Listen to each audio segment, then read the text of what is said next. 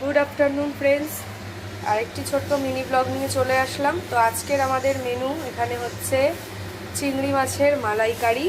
এই যে এটা এখনও ফুটবে, সব কিছু দেওয়া হয়ে গেছে, নারকেলের দুধ, নারকেল বাটা, সমস্ত মশলা সব দেওয়া হয়ে গেছে। এই যে জাস্ট এইমাত্র আর কি ঝোলটা দেওয়া হয়েছে, মানে জলটা একটু ফুটবে, ঠিক আছে। এই যে এখানে হচ্ছে চিংড়ি মাছের মালাইকারি, আমাদের সবার ভীষণ ফেভারিট।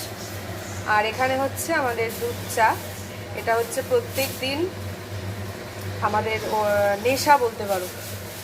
আমি আর মামুনি প্রত্যেক দিনই খাই। যারা আমার ব্লগ দেখেছো আগে তারাও জানো, আমরা সেই পুরনো ফ্ল্যাট থেকেই দুপুরবেলাটা একটা চা খাই, একটু আড্ডা দিই, বসে গল্প করি, সারাদিন কাজকর্মের পর একটু বসে চা খাওয়ার আড্ডা দেয়াই আর কি। আর এই যে এখানে এটা এখনো রেডি হয়নি। আর চলো ওইদিকে দেখাচ্ছি, ওইদিকে এই যে সানা, এই যে এদিকে আসো সানা, এই যে বসে এখন, হ্যাঁ হ্যাঁ টিভি দেখছে, মানে বসছে কম, এখানে বলেছি বসতে, দূর থেকে টিভি দেখতেও বারবার সামনে চলে যাচ্ছে, এই করছে আর কি।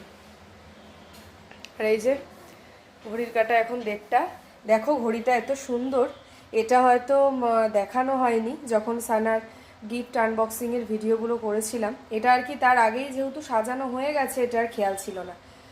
এই যে এটা হচ্ছে একটা বুদ্ধদেবের ঘড়ি, দেখো লিটল বুদ্ধ, কি মিষ্টি না, তার সাথে ঘড়ি সেট করা আর কি। এই যে এটা এখানে রেখেছি, কারণ এখানে একটা ঘড়ি রয়েছে আর সেই জন্য এখানে একটা রেখেছি।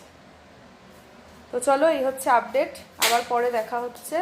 এই যে এটা টেনে গেলেই রেডি হয়ে যাবে চিংড়ি মাছের মালাইকারি। তো চলো আবার পরে কোনো মিনি ব্লগ নিয়ে দেখা হচ্ছে, এখনকার মতন টাটা।